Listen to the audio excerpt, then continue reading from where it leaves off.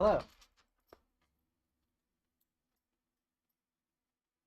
Trying to get other stuff done, putting in work requests and the like. Today, I wanted to look up some speeches from Hitler because I think they're pretty important to figure out exactly the direction that country had gone at the time.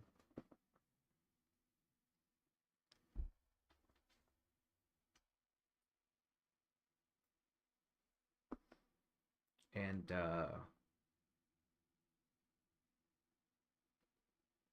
what, dude? You're not gonna jump and scratch my leg and then want to get on my lap only to jump off, are you? Are you?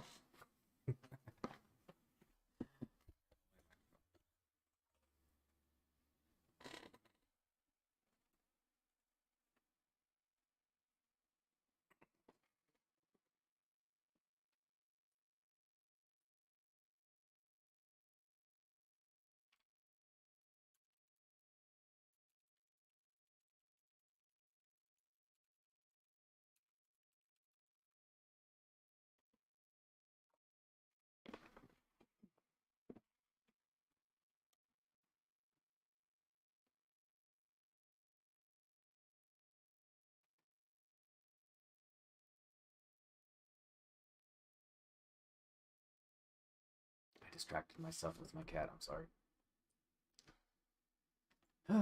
So,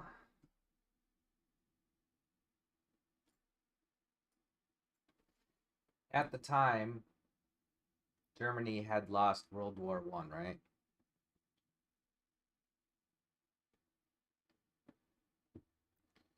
Uh, they were objectively destitute and were trying to rebuild the country after the war effort.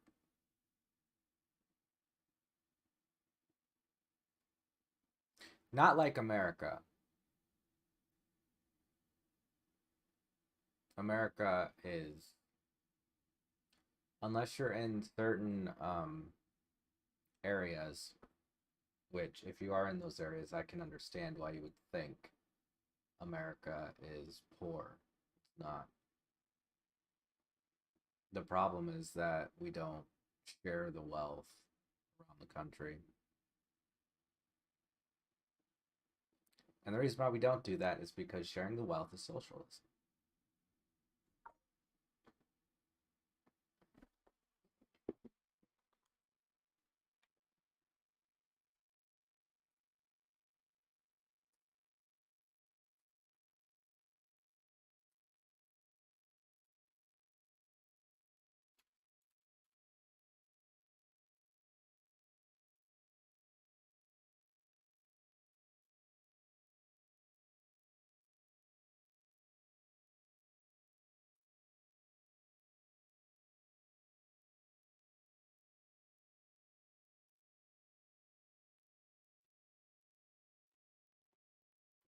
Uh, yeah.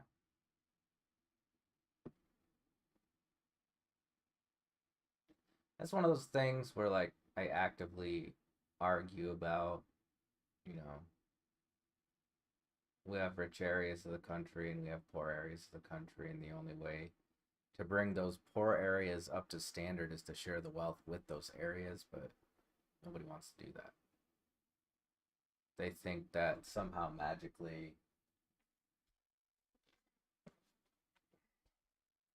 they'll just be able to manufacture money in those areas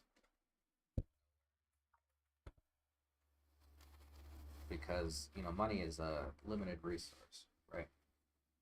It's a resource that we created in order to determine the value of goods and services,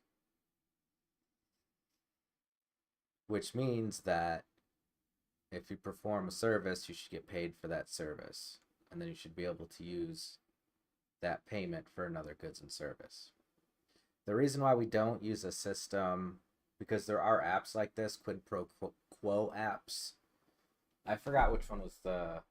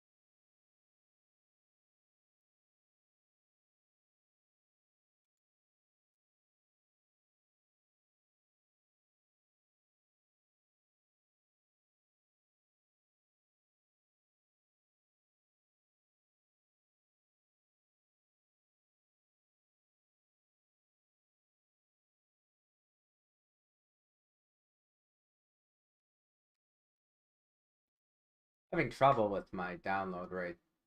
Maybe I have to reset my router.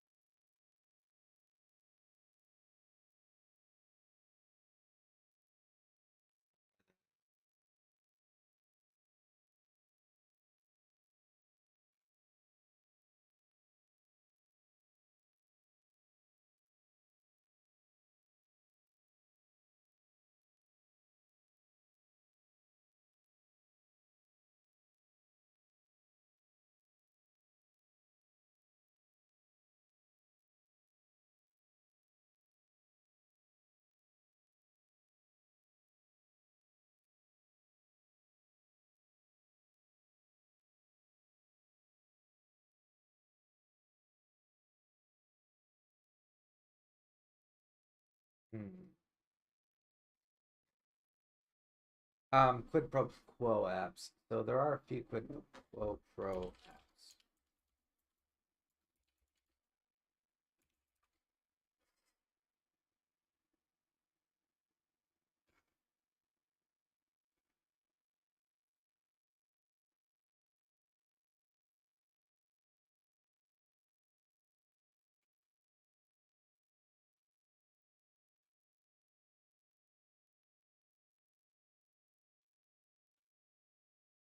But I can never remember the one that was most commonly used.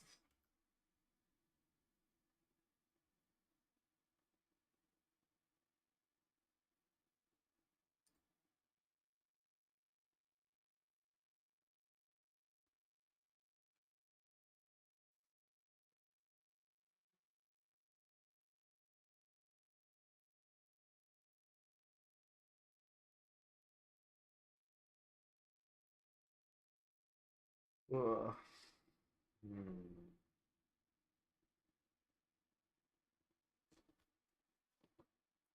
But the reason why we don't do that is because just because you can perform a good, create a good, or perform a service doesn't mean that another person will have the good or service that you need to trade. So instead of making these complicated um, 3 or 5 person transactions, we just came up with currency so that we could perform our service and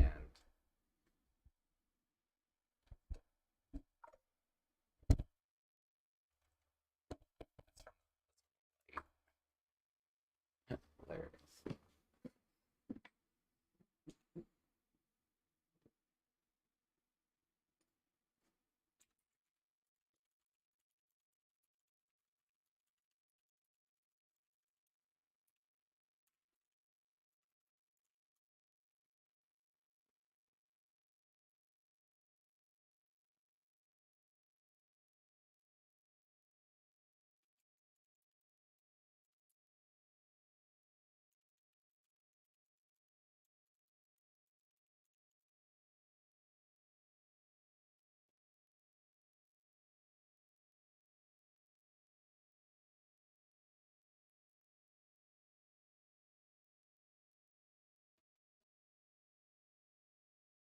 And then somewhere along the way, we started saying that certain goods and services were worth more than other goods and services. And then we started asking ourselves, well, maybe some services and goods aren't worth anything. If you're performing a service, you deserve to get paid for it because part of that payment is going to be an experience.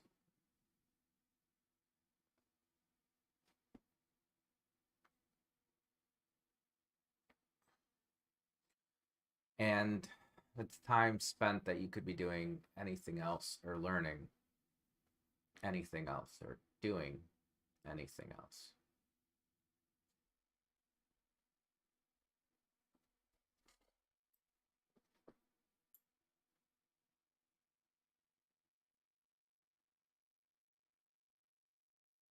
At its core, all money is a way to transact for services rendered.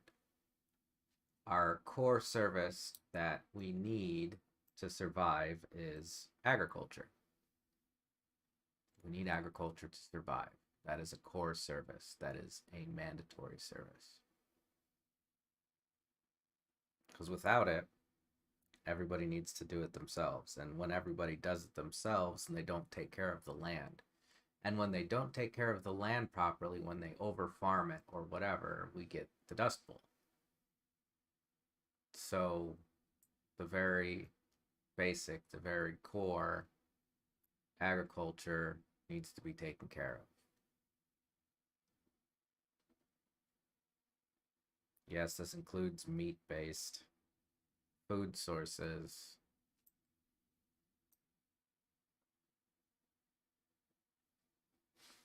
I've always wanted to try a burger made of ants, though. Not like live ants, like mush them up into a burger patty. I wanted to see how that would taste. Probably not very good. But, I try anything once, right? Um, the second thing that we really need to think about is our water supply. We don't really have a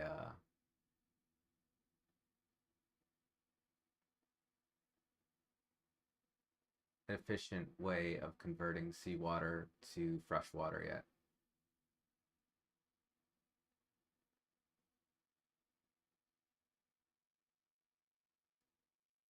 And a lot of our freshwater supplies are contaminated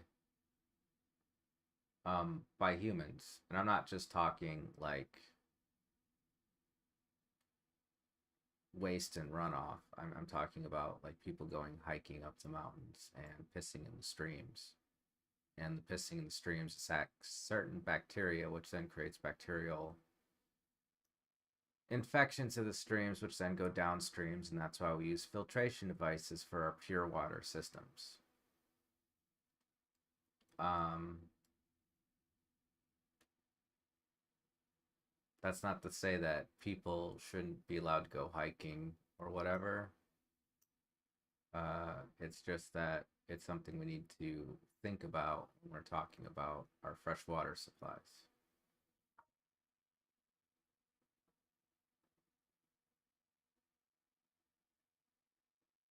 Um,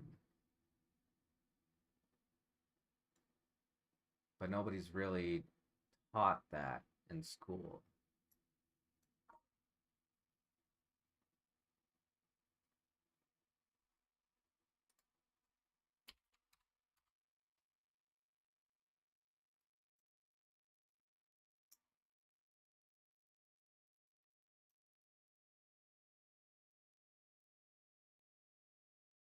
Anyway,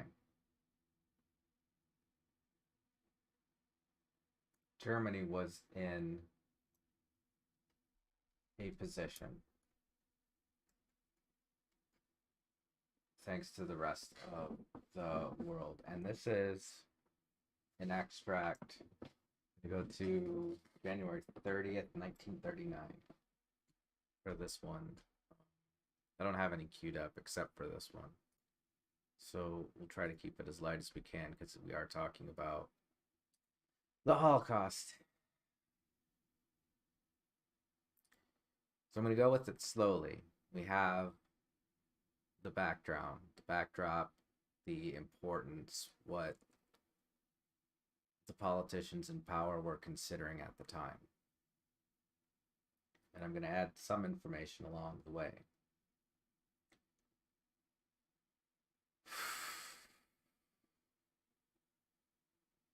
Literally using a Hitler speech. Okay.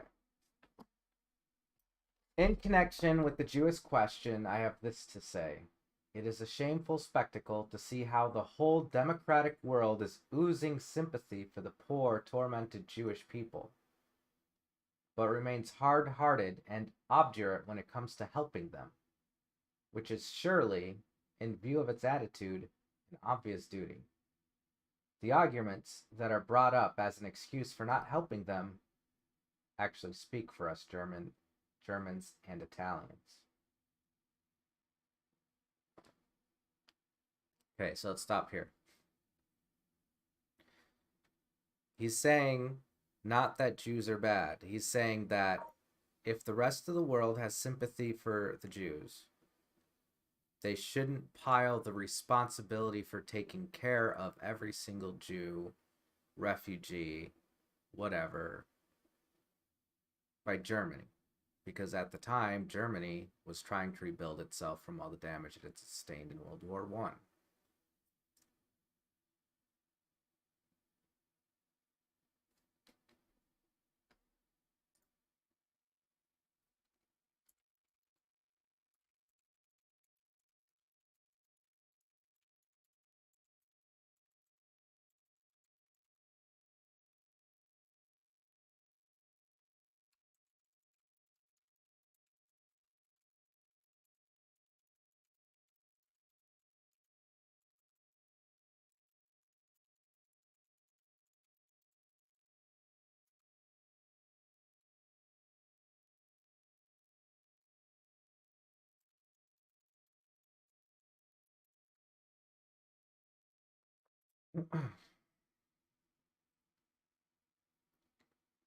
So he's saying that the rest of the world was putting this onus of responsibility on Germany to take care of these refugees.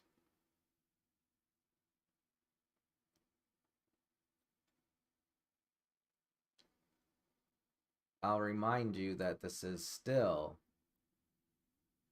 completely different from America's situation. We can take in some refugees. We can take in a lot of refugees.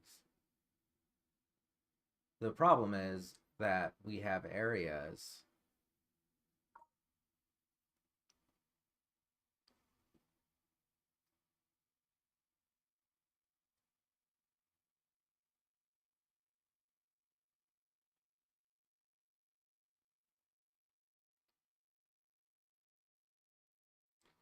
rural areas which have not had trickle down economics work for them. And a lot of liberals have noticed this because they live closer in proximity with the people that control the wealth. And they see that these areas are not getting the help that they deserve.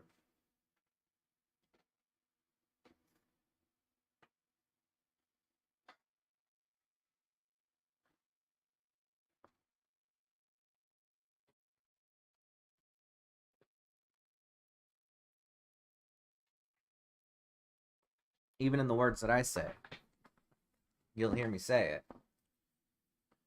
Agriculture is our number one priority, right? Without food, we all starve.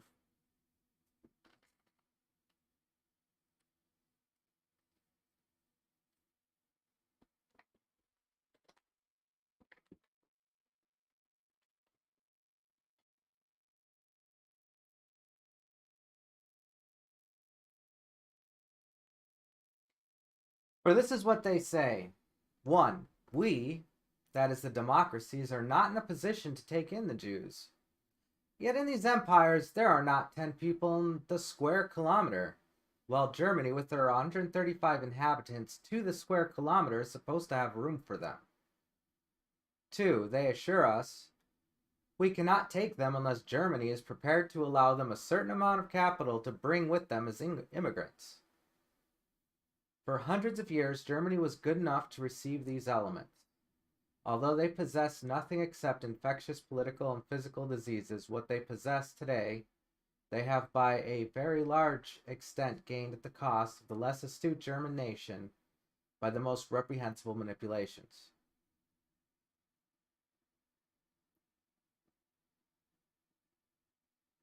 Okay.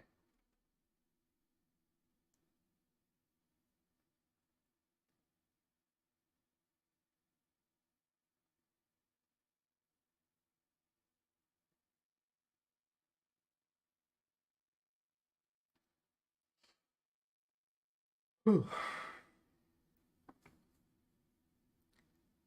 Now, this is where his speech is turning vicious.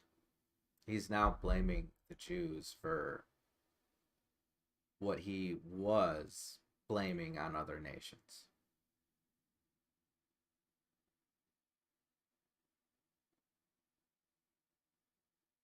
And I'm going to go into it again because people are saying in this country things that mirror these sentiments. We don't have 135 inhabitants to the square kilometer. And we are the wealthiest nation on earth. No matter what you think the debt limit means, the debt ceiling.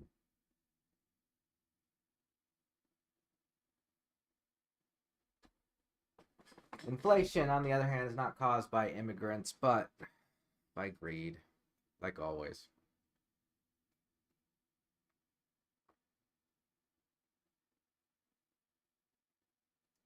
And the only war that America is losing is against itself, which should tell you something. We're not losing a war against anybody else. I'm not supposed to touch my face.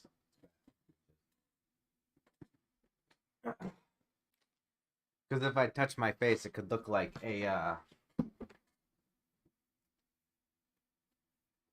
insult, or a symbol, or a signal. It's almost like in high school again, and the teacher thinks that I am helping other people cheat on their test.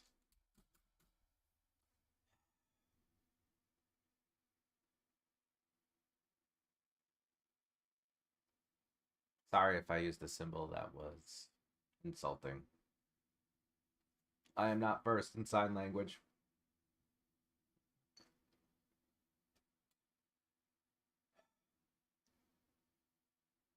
I tried to, when I was young, learn sign language. But my deaf mother would not help me.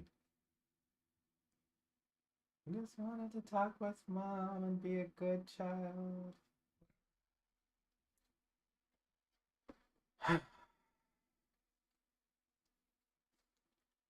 Today we are merely paying this people what it deserves. When the German nation was, thanks to the inflation instigated and carried through by Jews, deprived of the entire savings which it had accumulated in years of honest work, when the rest of the world took away the German nation's foreign investments, when we were divested of the whole of our colonial possessions, these philanthropic considerations evidently carried little noticeable weight with democratic statesmen.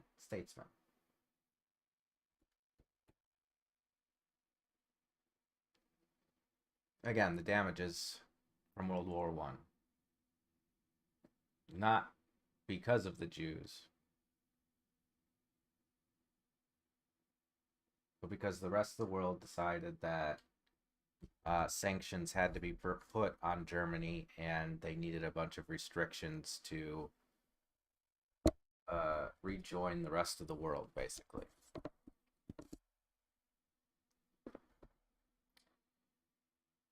us,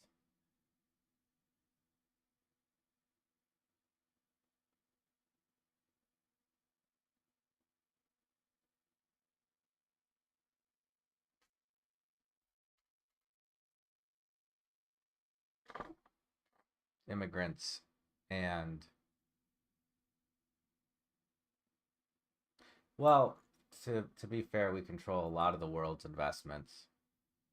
The reason why we're one of the wealthiest countries is because of this. A lot of nations are dependent on us.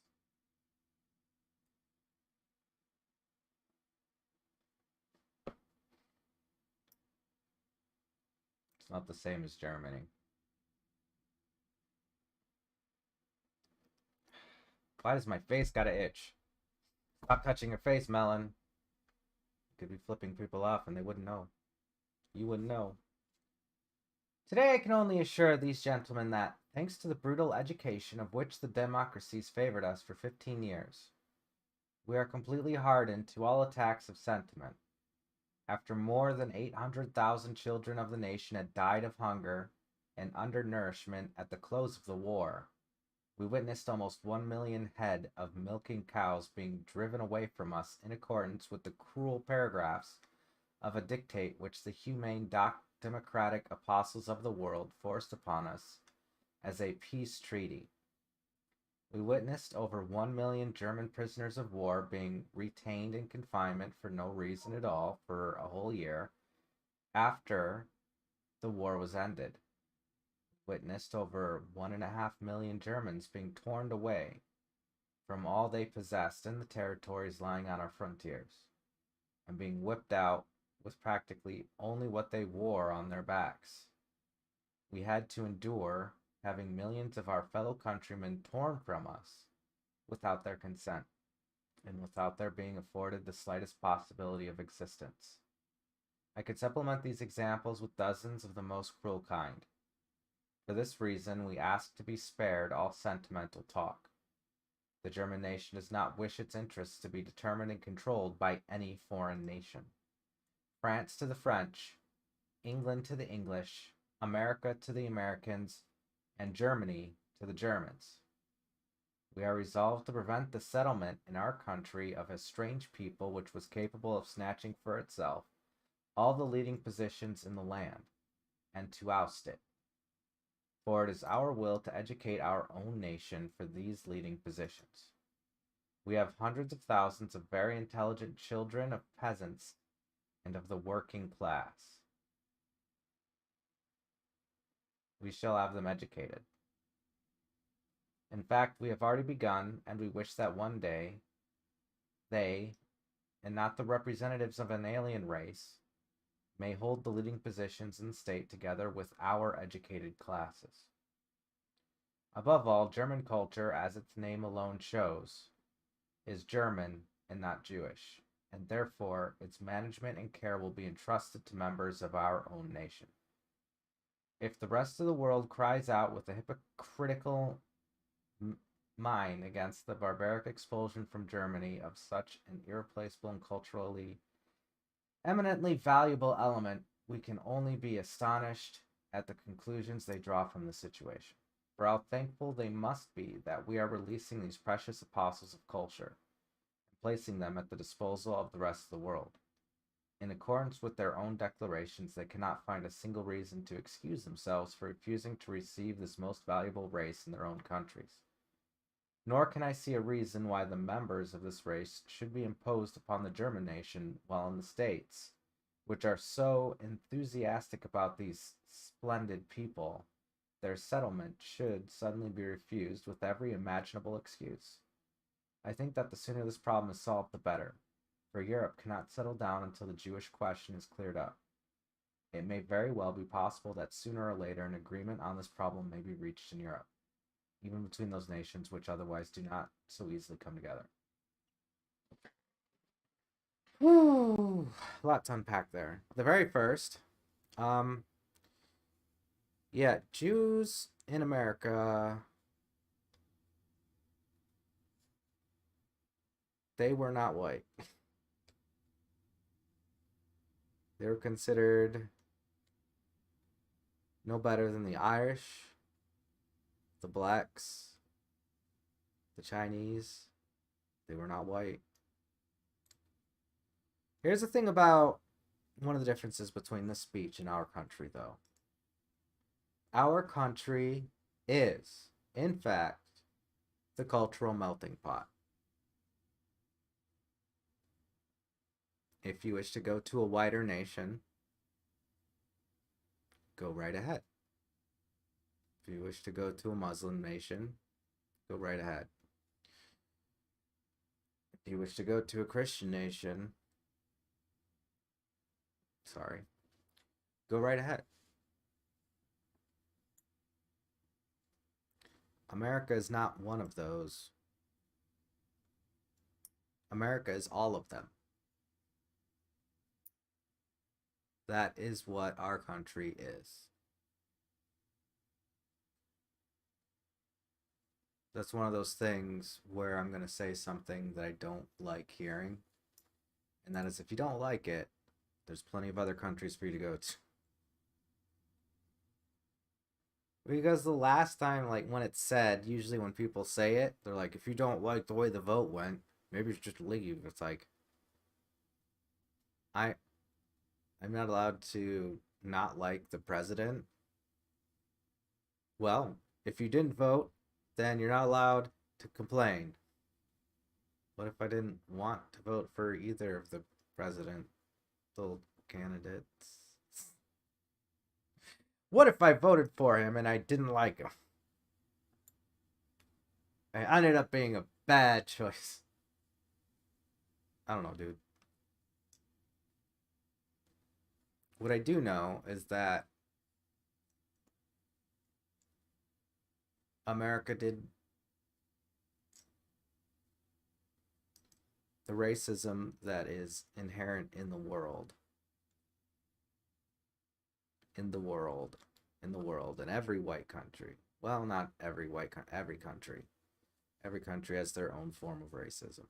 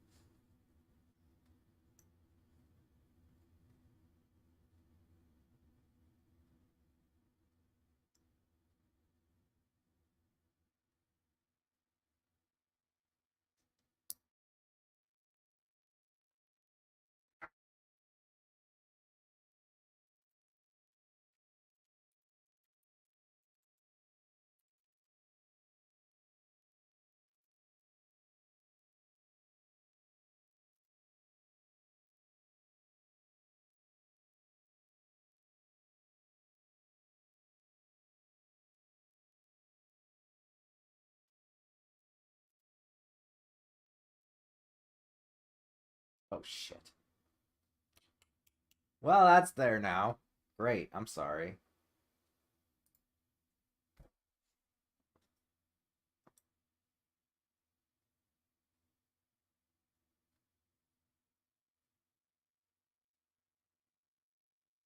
We like to talk about how America, saved the Jews, but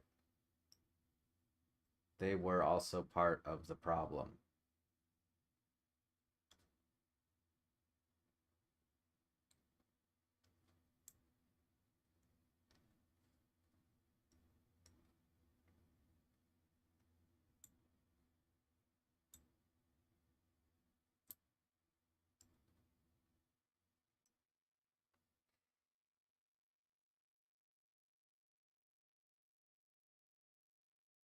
We were also part of the problem.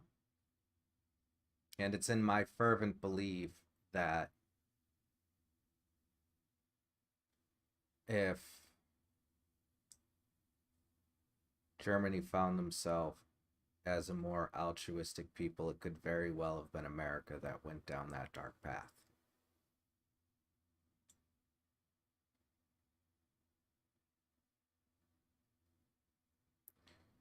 And today, we can even hear political pundits talking about how we should go down that dark path with no justification.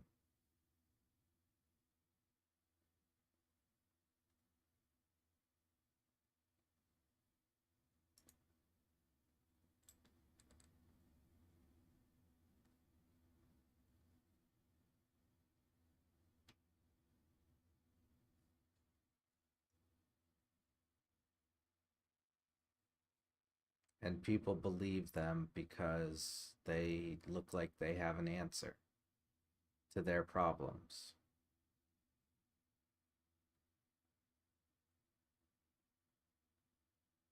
Again, I'm talking about these portions of the of America that have been forgotten.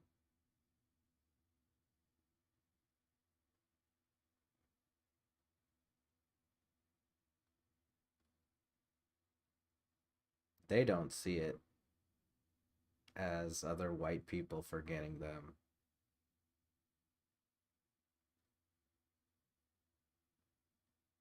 Because they can't imagine how another white person would let another white person rot in a ghetto. And the reason is because they don't consider you white.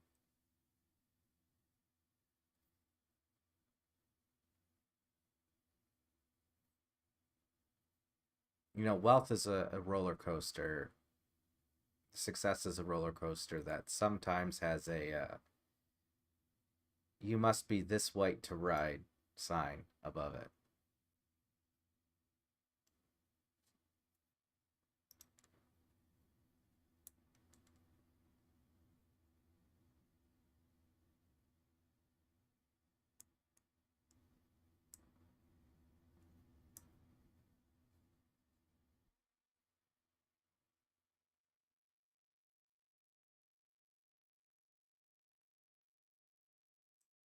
And they consider you, like me, to be white trash, garbage.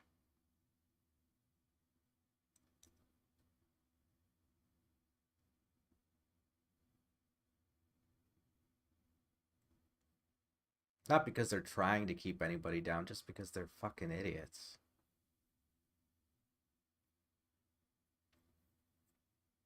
There are a lot of poor people in this country that are wicked smart, wicked intelligent,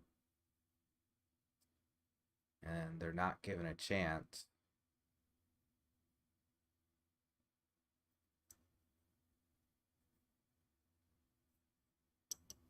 And they don't have the funding to ever get a chance. And people take advantage of that.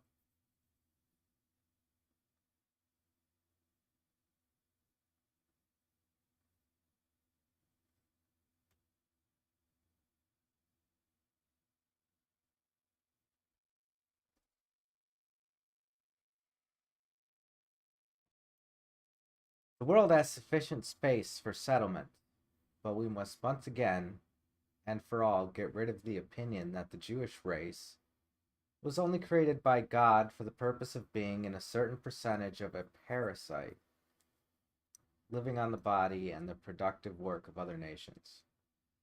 The Jewish race will have to adapt itself to sound constructive activity as other nations do, or sooner or later it will succumb to a crisis of an inconceivable magnitude. Foreshadowing, huh? One thing I should like to say on this day, which may be memorable for others as well as for us Germans. In the course of my life, I have very often been a prophet, and have usually been ridiculed for it. During the time of my struggle for power, it was in the first instance the Jewish race, which only received my prophecies with laughter when I said that I would one day take over the leadership of the state, and with it, that of the whole nation, and that I would then, among many other things, settle the Jewish problem. Their laughter was uproarious, but I think that for some time now they have been laughing on the other side of their face. Today, I will once more be a prophet. If the international Jewish financiers in the outside Europe should succeed in plunging the nations once more into world war, then the result will not be the Bolshevization of the earth, and thus the victory of Jewry, ugh, ugh, but the annihilation of the Jewish race in Europe. The nations are no longer willing to die on the battlefield, so that this unstable international race may profiteer from a war or satisfy its Old Testament vengeance. The Jewish watchword, "Workers of the world unite," will be conquered by a higher realization, namely, workers of all classes and of all nations. Recognize your common enemy.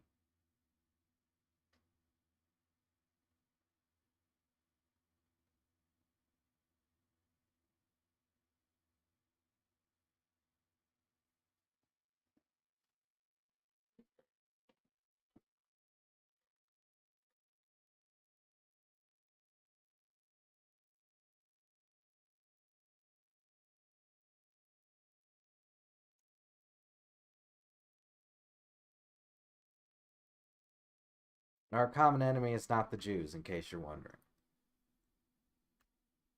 I don't think Hitler meant it as the Jews. He's talking about something deeper. He's saying that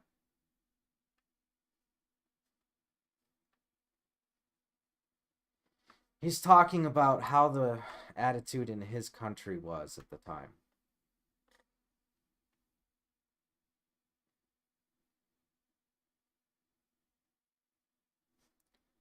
Political power is an interesting concept.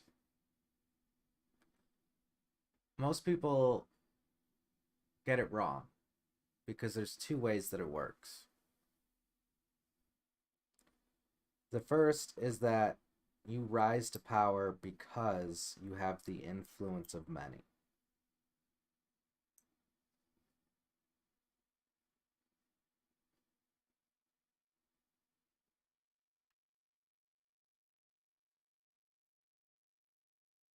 Because people respect you enough to get the job done.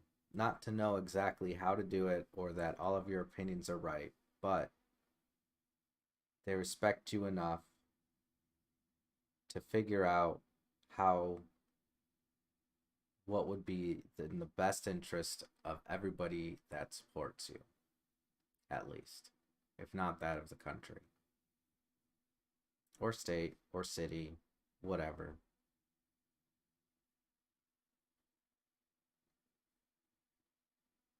And the second is the way that power comes down.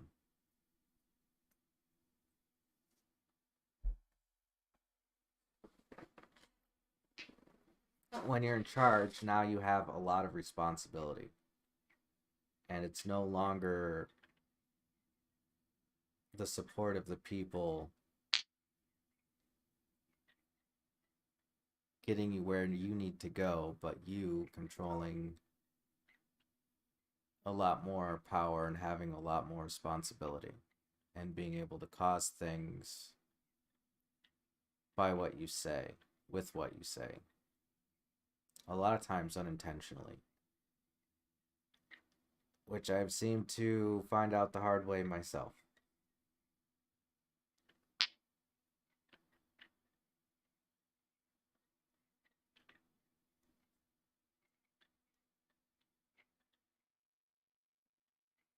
I have these because I do need something to play with, otherwise I will make all sorts of gestures and scratch my face and be unable to sit still.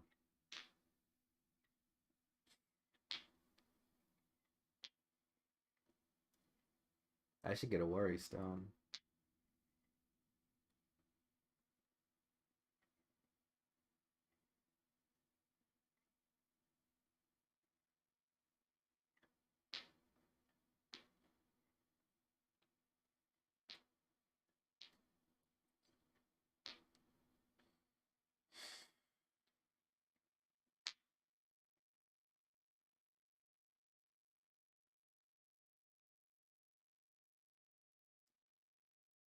What Hitler was trying to do was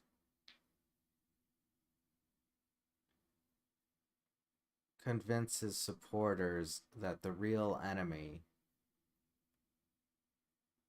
was that of the banks, the people that controlled the wealth.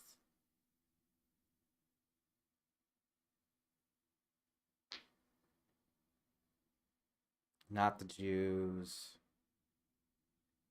The Jews were a tool.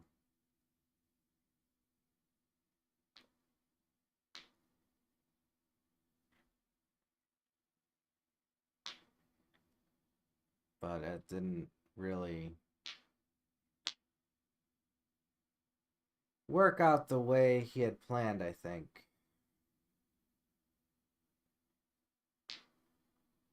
He knew how it would turn out, and he was trying to avoid it as best as he could. But he couldn't control it.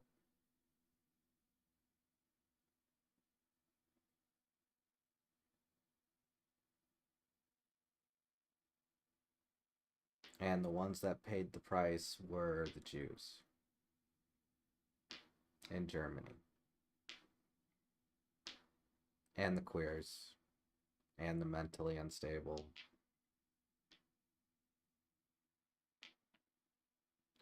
Well, mentally unstable is a strong word. Autists.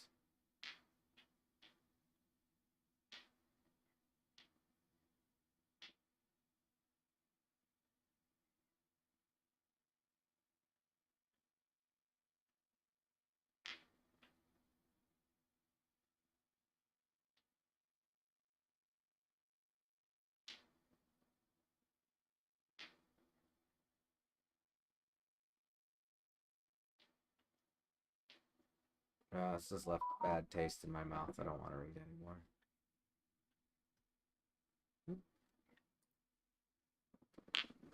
Who's pooping at me?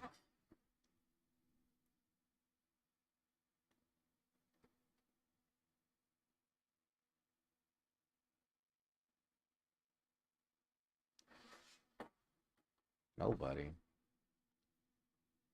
Oh, somebody.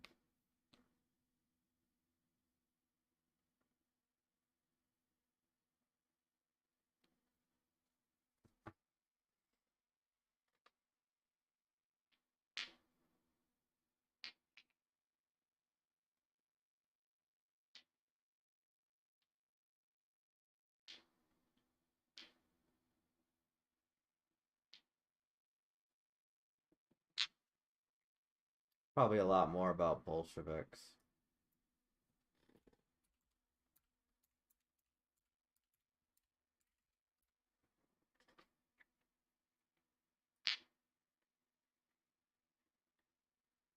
Bolshevization was a process starting in the mid-1920s by which the pluralistic Communist International, Comintern, and its constituent communist parties were increasingly subject to pressure by the Kremlin in Moscow to follow Marxism-Leninism. The Comintern became a tool of the Soviet foreign policy. That policy downplayed autonomy in favor of support for the Soviet Union and its foreign policy. During the Fifth Congress of the Comintern in 1924, Bolshevization became the general principle. Sixth Congress, 1928, took a radical turn as the Comintern decided that capitalism was reaching its final stages. There was less support for wars of national liberation in colonial regions, especially after the collapse of the Comintern in China.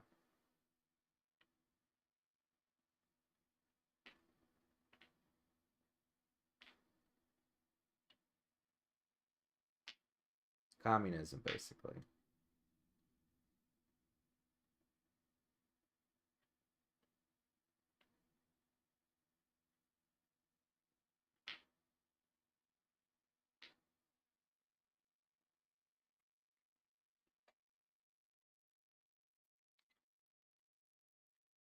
Communist International, also known as the Third International, was a Soviet-controlled international organization founded in 1919 that advocated world communism. The Comintern resolved its Second Congress to struggle by all available means, including armed force, for the overthrow of the international bourgeois and the creation of an international Soviet republic as a transition stage to the complete abolition of the state. The Comintern was preceded by the 1916 dissolution of the Second International. Comintern held 7 World Congresses in Moscow between 1919 and 1935. During that period, it also conducted 13 enlarged plenums of its governing executive committee, which had much the same function as the somewhat larger and more grandiose congresses. Joseph Stalin, leader of the Soviet Union, dissolved the Comintern in 1943 to avoid antagonizing his allies in the later years of World War II, the United States and the United Kingdom. It was succeeded by the Cominform in 1947.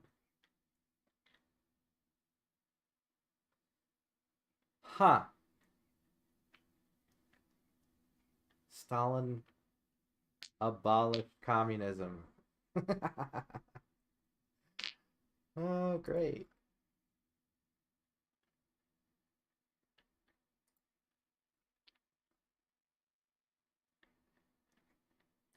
Commonly known as Cominform, was a coordinated body of Marxist-Leninist communist parties in Europe during the early Cold War. It was formed in part as a replacement of the Communist International. The Cominform was dissolved during de-Stalinization in 1956.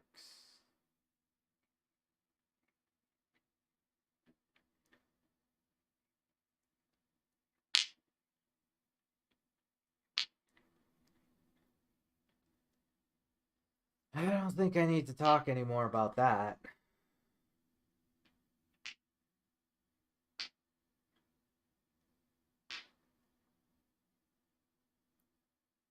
Joseph Stalin was the one that wanted to abolish communism and socialism.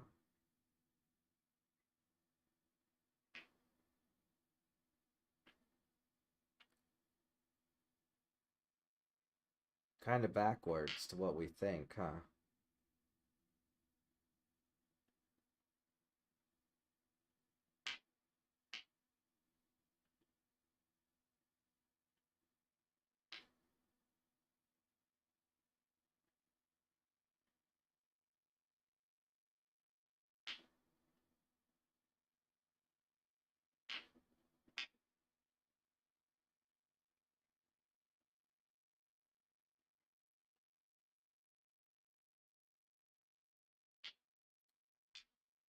So now, I'm going to talk about executive orders. Sorry.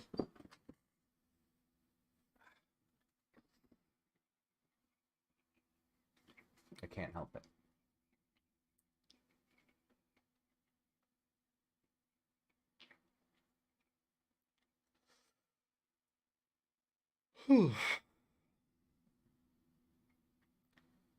Trump signed an executive order instantiating the Space Force.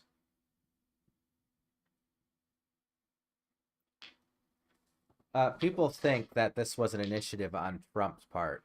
It was not. The Space Force was already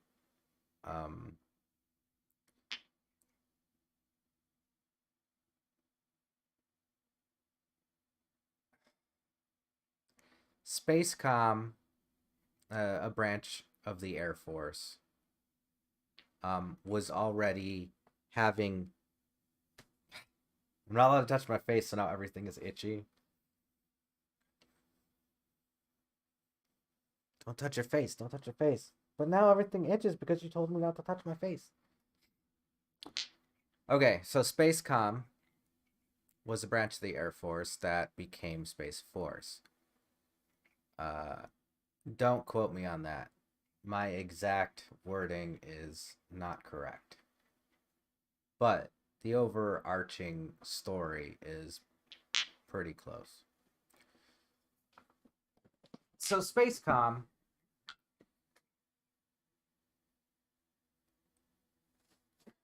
was doing things differently than the rest of the Air Force.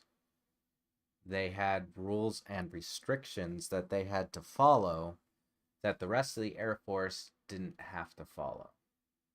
They had to do everything completely different. So it was causing problems when people from outside of Spacecom were trying to go into Spacecom or transfer in and out, or when Spacecom was trying to set up its own things, it was always running up against Air Force regulations, and that caused the need for Space Force. So, when Trump signed the EO to stand up Space Force, it wasn't because he felt like it. It was something that needed to happen because Spacecom needed to be separate from the regulations instilled by the Air Force. That's the reason why we have different branches of the military. The Navy, the Marines, the Air Force, the Army, they all have different ideologies, for lack of better term. They work and they do certain things a certain way, and it's easier when everybody inside of that branch of the military is following the same rules. It's also easier when we go do joint projects when those branches come together to say, okay, this is how they do their stuff, this is how we do our stuff, and we have to make that work so that we can brief each other on how certain things need to be done.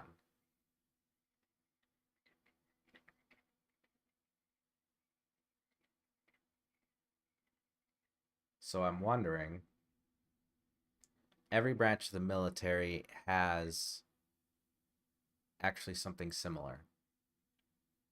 Every branch of the military has a medical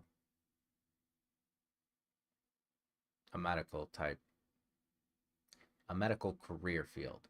And the special thing about medics is that medics follow a different set of rules as the rest of their branch because they're medics. They all do. So my question is, why don't we have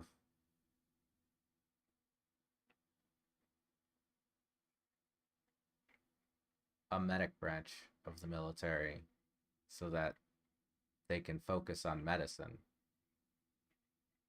and be able to support the other branches and be able to supplement our hospitals? Because the thing is, they even follow a completely different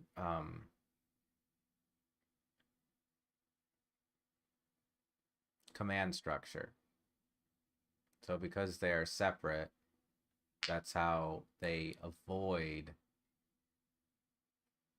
commanders trying to tell doctors how they need to treat certain people, because they don't have to listen to them.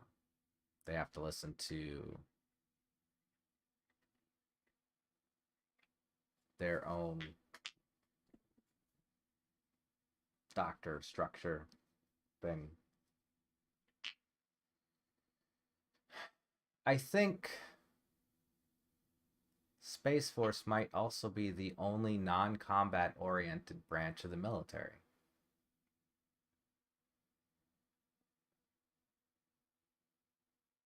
Which is strange when you think about it. Because the Air Force has lots of mechanics, airplane mechanics. And the Air Force has traffic controllers and all sorts of stuff that could help out with the nation's airlines. And then we could learn from the civilian side, and the civilian side can learn from us. And then for the trains, like, Army used to control those, right? It used to be super important for supply lines across the country. So I'm sure that the Army has a lot of information that could be useful on the civilian side, especially in civil engineering. Speaking of civil engineering, why don't we have a branch of civil engineers? Why are all our military branches combat oriented?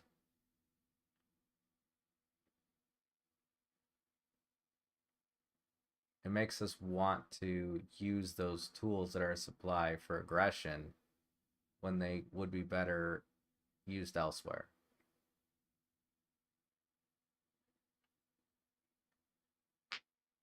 Don't get me wrong. I'm not saying that we don't need the combat capabilities.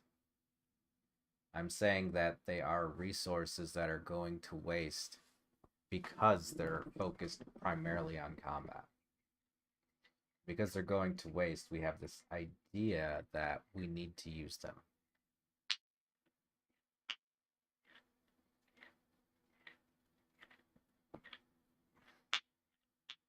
You know, use it or lose it idea.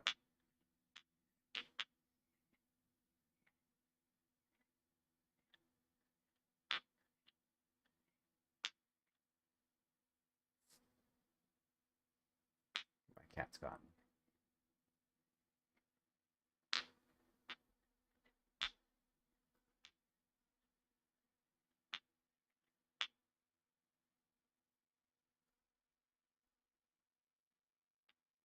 Anyway, we're so focused on whether or not CRT should be taught in schools that we're not actually teaching things that are pretty fucking important.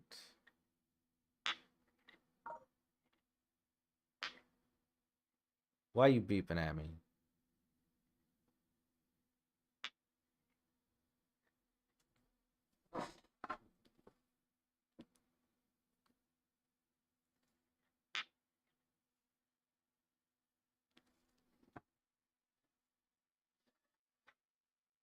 CRT is important. I think there's an misunderstanding of what CRT is. I don't know how Republicans are looking at CRT. So I can't comment on their interpretation of what CRT is. But I do know that there's a clash between what they think CRT is and what CRT is.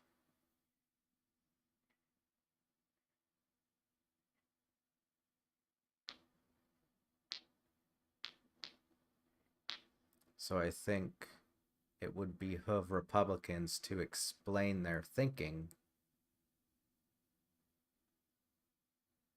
with a panel of people, experts versed in the subject.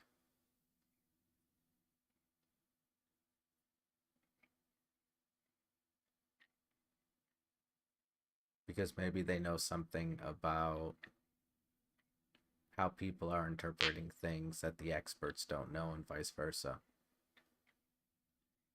But they refuse to do that, so that kind of sucks. You know.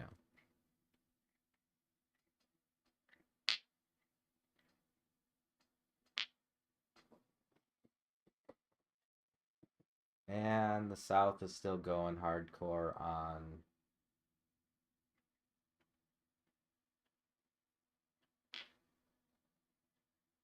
banning affirmative health care for trans kids. I don't know how that's going to go. I know how it's gone so far.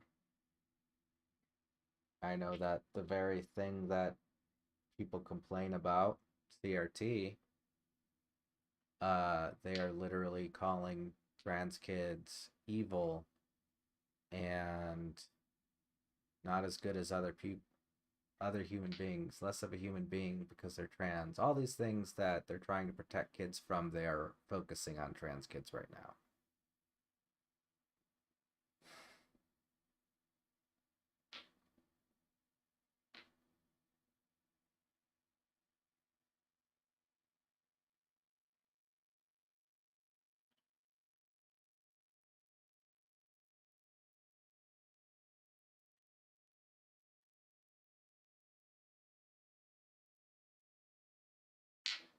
To those kids, I'm going to say it gets better.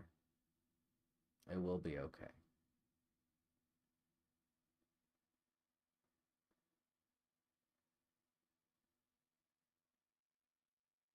You have more support now than you've ever had before.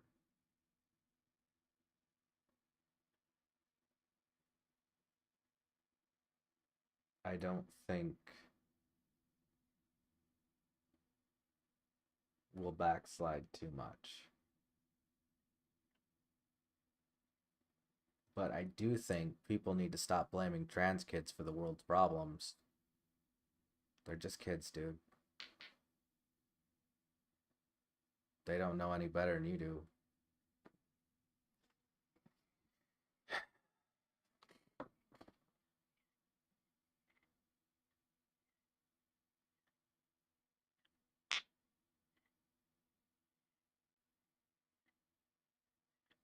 Russia.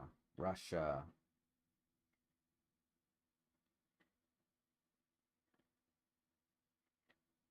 You know, my entire life, I have never heard a single speech come from the voice of Vladimir Putin, or any of his aides, or out of the country of Russia. At all.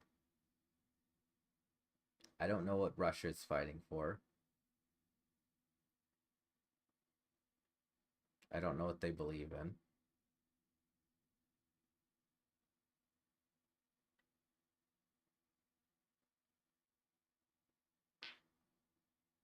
I do know that Russia is a country of shit posters, just like America is. So we have that in common.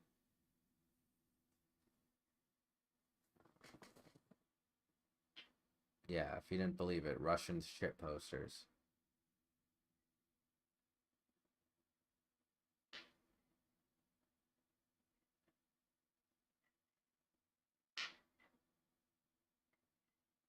But I don't know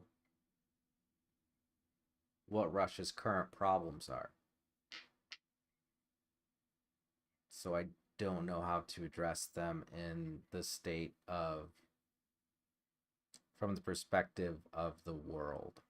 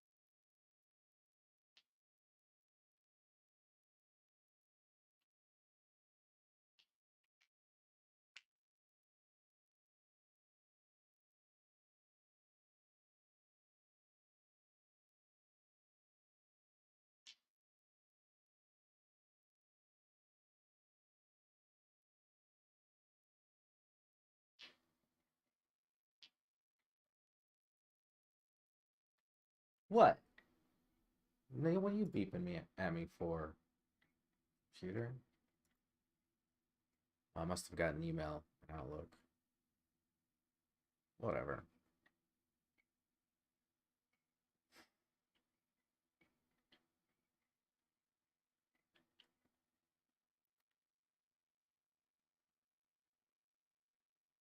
I think what we need currently, what is missing,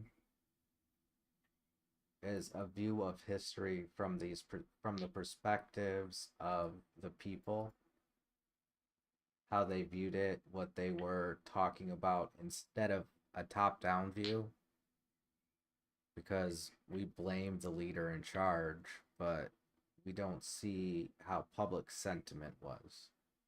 We don't see a lot of these things that I'm talking about right now. I would like to see how these ideas, how cultures are affected, all of these things that we don't know about our own history, the world's history. Because history, unfortunately, is not happy. We've made a lot more mistakes in the history of the world than we have not mistakes. That's the way it goes. Make a bunch of mistakes until you stop making those mistakes. And if we paint the history of the world as perfect as always making the right mistake, then we influence students that, that concept that is a problem right now is that you can only be perfect in making a mistake means that you should be fired. Multiple mistakes, maybe.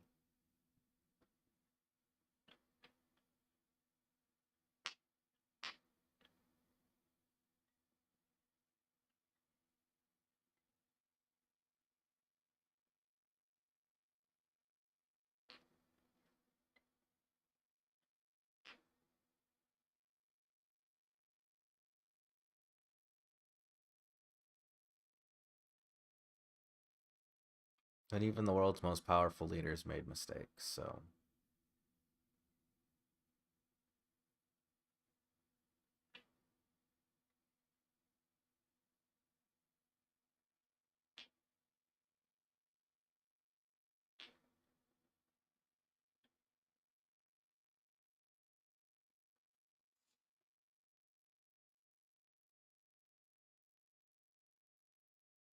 Hmm.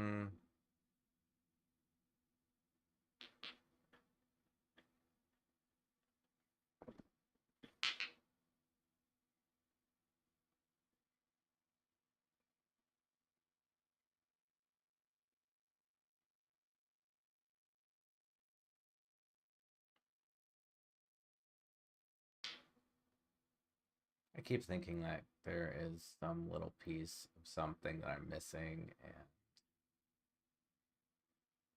I want to fill it in, but I can't figure it out.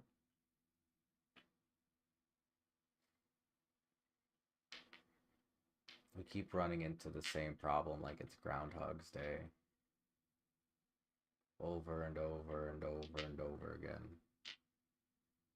The Jewish question of yesteryear is the Muslim question of this year. Like,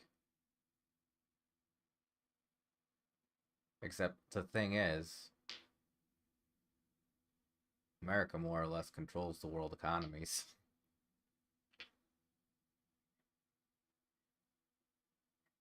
It shouldn't.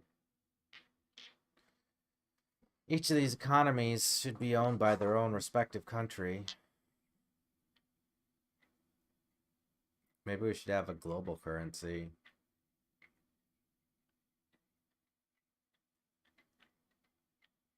As well as local currencies. I don't know. How would that work?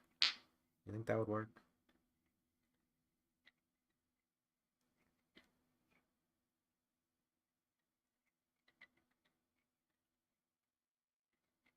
It's always going to be profiteers who want to figure out a way to make money for them.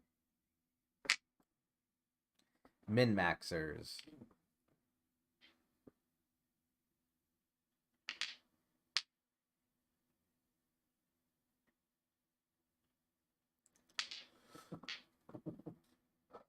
But I think the problem is we don't listen to them when they say, hey, this needs to be fixed because I can make infinite money on this one exploit.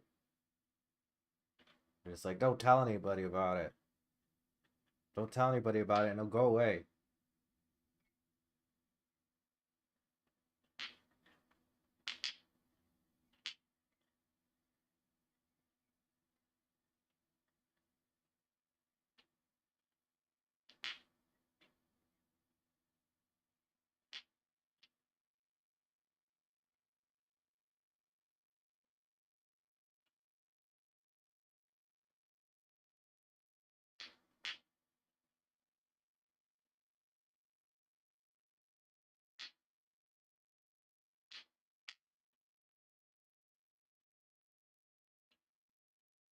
The problem we have with the federal currency in America is that our currency is tendered all around the world.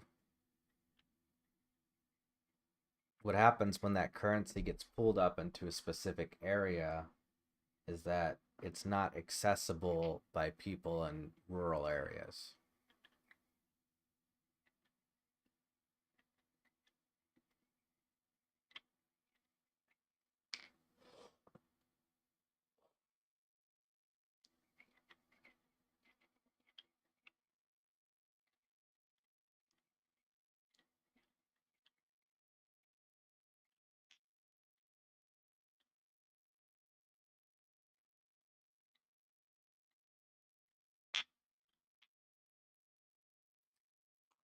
That's why we talk about taxing the rich. So that money can go to rural areas that don't otherwise have a Silicon Valley that they might be able to make their own.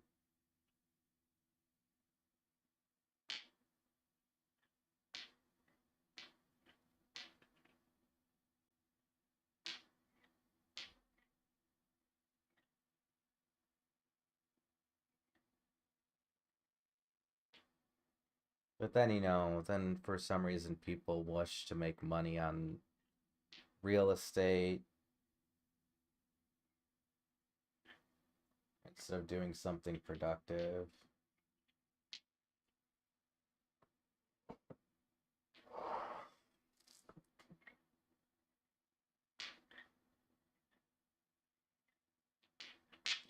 There's nothing wrong with building houses.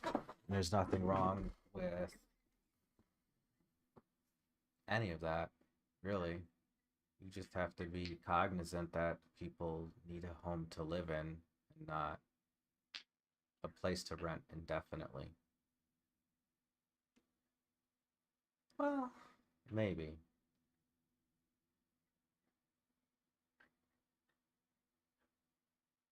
If you actually pay for utilities,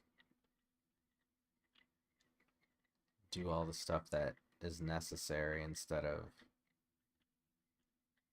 letting the house rot and then blame the tenant for it. Which has happened to me more than I like to admit.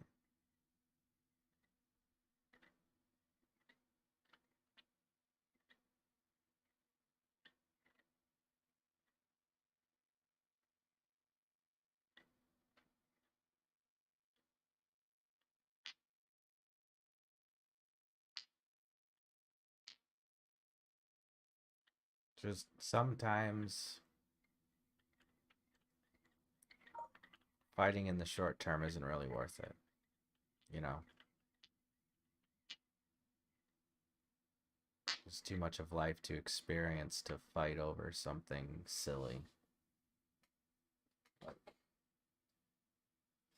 For example, one of my former roommates got into hookah and decided that a cardboard mat for the hookah would be a great idea. And the burning shisha jumped out of the hookah and landed on the carpet and burned a hole in the carpet. Now,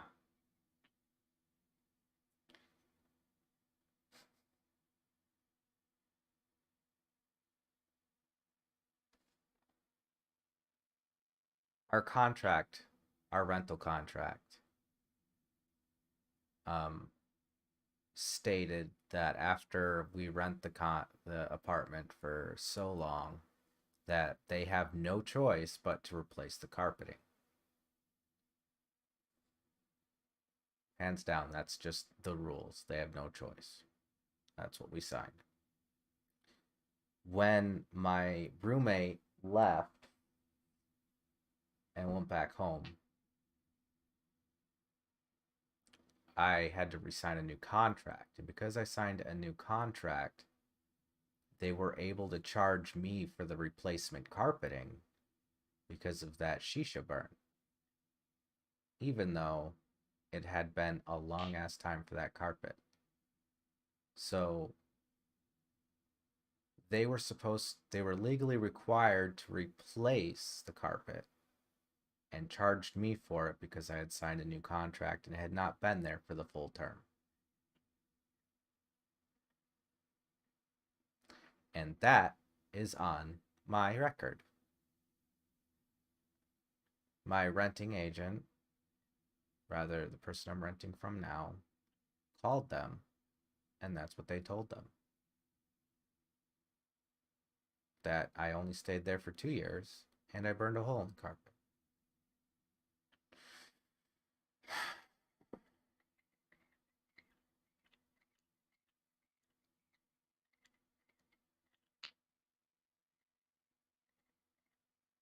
So not only did I pay for the carpet, I almost didn't get to rent this place because they were afraid it would burn a hole in the carpet that I would then have to pay for.